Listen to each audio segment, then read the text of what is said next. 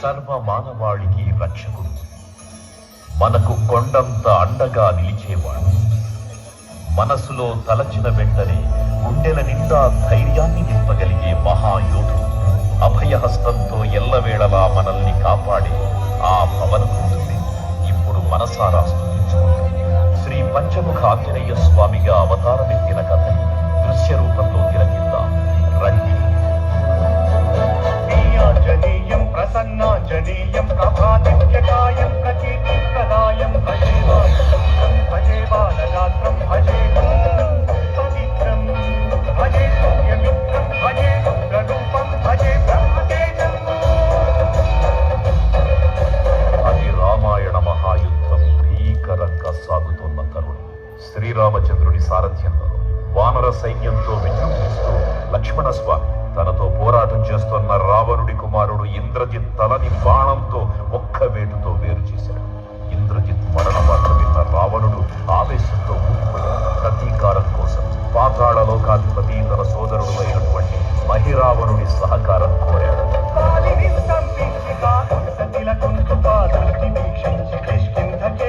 శ్రీరామ కార్యార్థమై లంకకే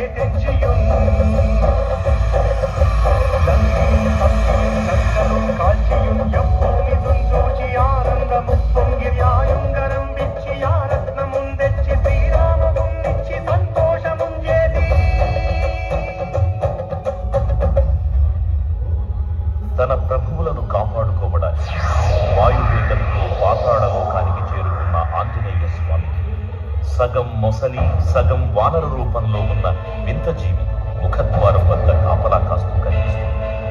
ఆ జీవి మకరధ్వజుడు అనే తన పుత్రుడని, మహాసముద్రాన్ని దాటుతుండగా నీటిలో పడ్డన స్వేదబిందు ఒక మొసలి గ్రహించడం వల్ల జన్మించాడని తెలుసుకుని ఆశ్చర్యపోతాడు హనుమంతుడు.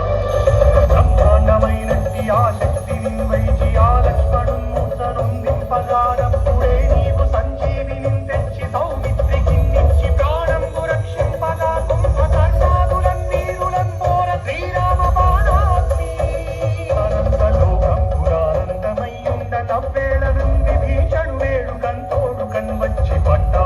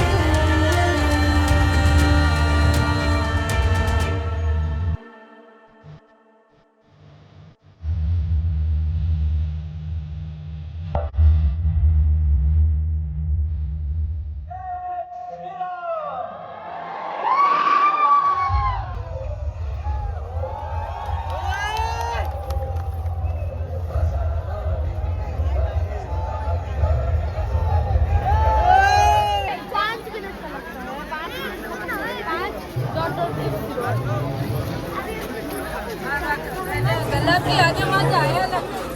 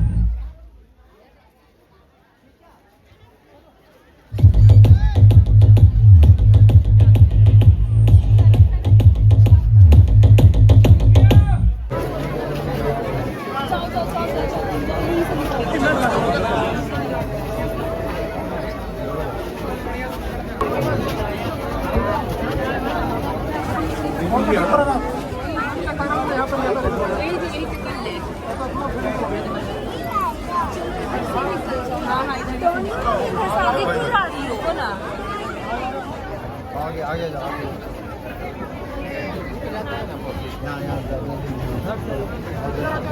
यहाँ दिखा चलो वापस चलो